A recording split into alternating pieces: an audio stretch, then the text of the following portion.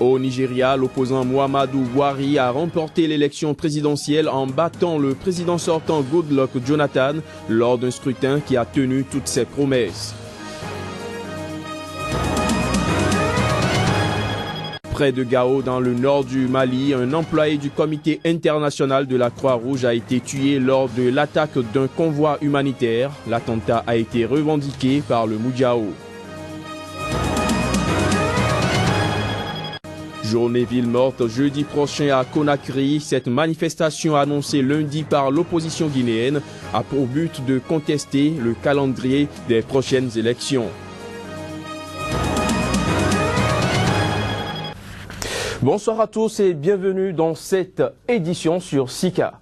C'est la présidentielle la plus serrée de l'histoire du Nigeria. L'opposant Muhammadu Buhari l'a remportée après une course-poursuite avec le président sortant Goodluck Jonathan qui a d'abord réduit son retard en début d'après-midi avant de se faire distancer alors que le décompte des votes se poursuivait au compte-gouttes. Le président Goodluck Jonathan, en bon perdant, a tout de suite reconnu sa défaite et félicité son adversaire. Un véritable épreuve de démocratie que le géant d'Afrique vient d'affronter avec succès. Les détails. Selon les résultats officiels dans les 36 États du Nigeria, ainsi que dans la capitale fédérale Abuja, annoncé ce mardi par la commission électorale indépendante, Muhammadu Buhari a été élu devant Goodluck Jonathan. Le président sortant, Goodluck Jonathan, a appelé son rival, a reconnu sa défaite et l'a félicité pour sa victoire. Plus tôt dans la journée, le principal parti de l'opposition nigériane, le Congrès progressiste, avait revendiqué la victoire de son candidat. Le général Muhammadu Buhari devient le premier leader de l'opposition qui gagne une élection dans le pays le plus peuplé d'Afrique, première puissance économique du continent. Des milliers de Nigérians sont descendus dans les rues de Kano dans la foulée pour célébrer la victoire attendue à la présidentielle de l'opposant Muhammadu Buhari sur le président sortant Goodluck Jonathan dans cette grande ville du nord musulman. Une nuée de scooters et de voitures tout feu allumées circulait dans les rues de Kano pour célébrer cette victoire historique revendiquée par le camp Buhari mais pas encore confirmée officiellement.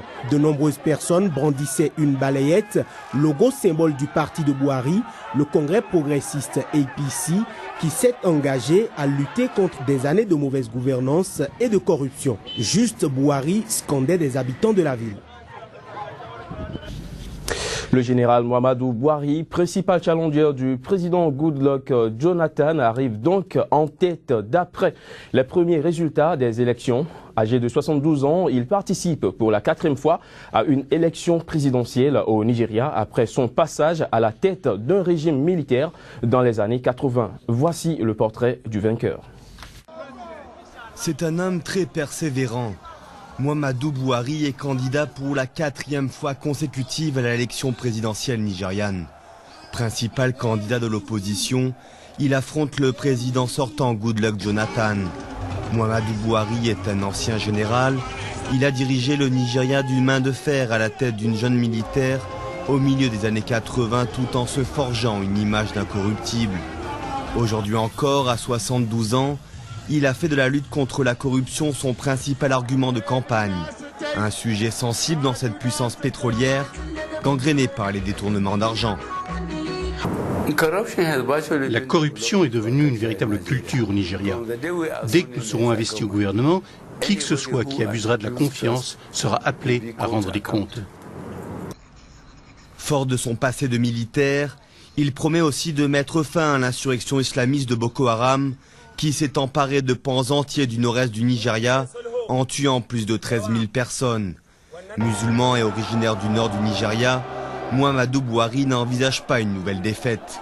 Mais si Goodluck Jonathan est déclaré vainqueur, la réaction du candidat de l'opposition sera cruciale dans un pays souvent secoué par des violences post-électorales. Des violences qui risquent notamment d'éclater dans le nord majoritairement musulman si l'ex-général perd. Et surtout, si des doutes existent sur la transparence du scrutin. Près de Gao, dans le nord du Mali, un employé du comité international de la Croix-Rouge a été tué. C'était lors de l'attaque d'un convoi humanitaire. L'attentat a été revendiqué par un porte-parole du groupe djihadiste Moudjahou. Reportage. C'est à Gao, la plus grande ville du nord Mali, qu'est survenu le drame. Un des collaborateurs du CICR au Mali y a perdu la vie et un membre de la Croix-Rouge malienne s'en est sorti blessé, suivant un communiqué de l'institution. L'attaque a été perpétrée contre un camion d'aide. Le camion avait à son bord 2 personnes, donc un chauffeur du CICR et un volontaire de la Croix-Rouge. À peu près 45 km après la ville de Gao, notamment entre Gao et la ville d'Ansongo, nous n'avions plus eu de contact avec nos collègues à bord du camion. Et c'est en milieu de journée que nous avons eu confirmation de ce que ce camion du CICR a été attaqué par des hommes armés. Et notre collègue chauffeur du camion y a trouvé la mort. Le volontaire de la Croix-Rouge qui était à bord, qui accompagnait le chauffeur, est blessé et est actuellement pris en charge à l'hôpital de Gao. Le comité international de la Croix-Rouge a condamné l'attaque et appelé tous les belligérants à respecter et protéger les travailleurs humanitaires qui portent assistance à des milliers de personnes affectées par le conflit au Mali. Les responsables de l'ONG promettent de faire la lumière sur cette affaire. Nous allons prendre le temps d'analyser et de comprendre pourquoi est-ce que le CICR a fait l'objet d'une telle attaque et puis nous en tirerons les conséquences. Pour l'instant, tout au moins, nous avons décidé de suspendre momentanément nos mouvements dans l'ensemble du nord du Mali en attendant de voir plus clair dans cette histoire. Le Moudjahou est un des groupes alliés à Al-Qaïda au Maghreb islamique qui ont contrôlé le nord du Mali pendant près de 10 mois entre 2012 et début 2013. Les djihadistes en ont été en grande partie chassés par l'opération Serval, mais des zones entières du nord du Mali échappent encore au contrôle du pouvoir central. Jeudi à Conakry est prévue une journée ville morte. Cette manifestation annoncée lundi dernier par l'opposition guinéenne a pour but de contester le calendrier des prochaines élections. Les organisateurs posent par la même occasion les conditions préalables à un dialogue avec l'administration du président Alpha Condé. Les images. C'est au cours d'une réunion de l'opposition tenue lundi à Conakry que la décision a été finalisée. Une rencontre à laquelle ont pris part, entre autres, les anciens premiers ministres Cellou Dalein Diallo et Sidia Touré, tous deux chefs de parti. Outre la contestation du calendrier électoral publié le 10 mars par la CENI, l'opposition réclame l'inversion du programme ramenant les locales avant la présidentielle. Une réclamation qui se fonde sur des accords signés en juillet 2014 avec le gouvernement. L'accord politique interguinéen du 3 juillet, dans ses dispositions non encore exécutées, doit être complètement appliqué. Deuxièmement, le relevé de conclusions issu de nos discussions qui se sont tenues au mois de juillet 2014 doit également être appliqué dans toutes ses dispositions, encore en cohérence avec la situation politique actuelle. Troisièmement, nous avons dit qu'il faut que la CENI interrompe totalement ses activités et que donc le processus électoral soit gelé.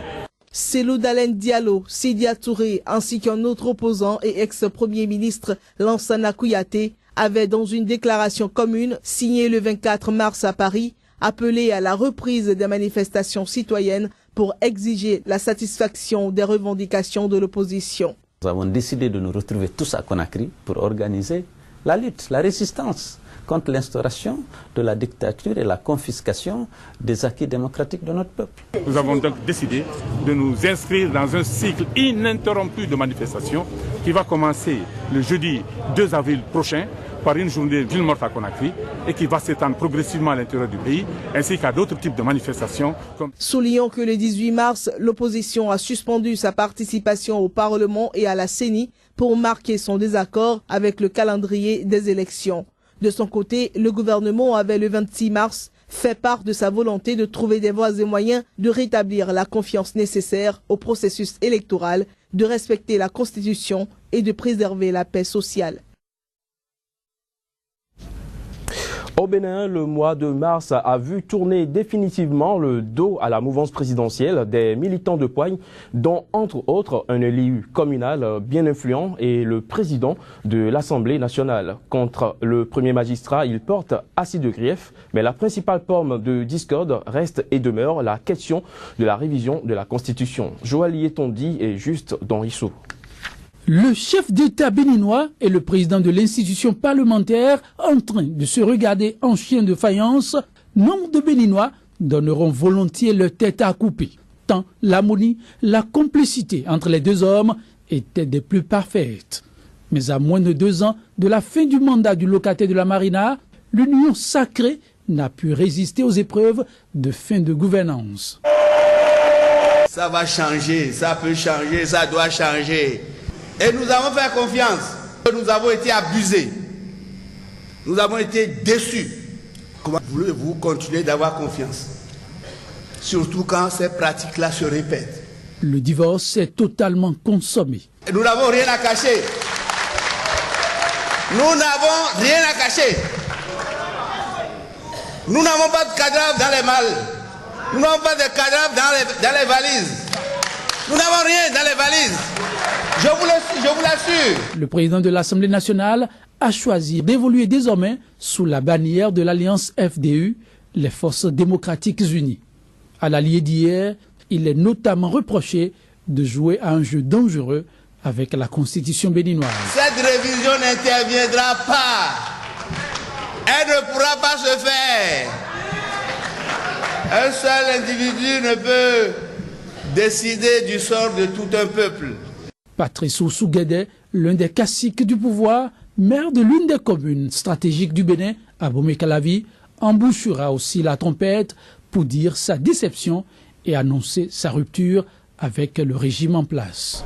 La gestion des hommes est plus difficile que la gestion de l'argent.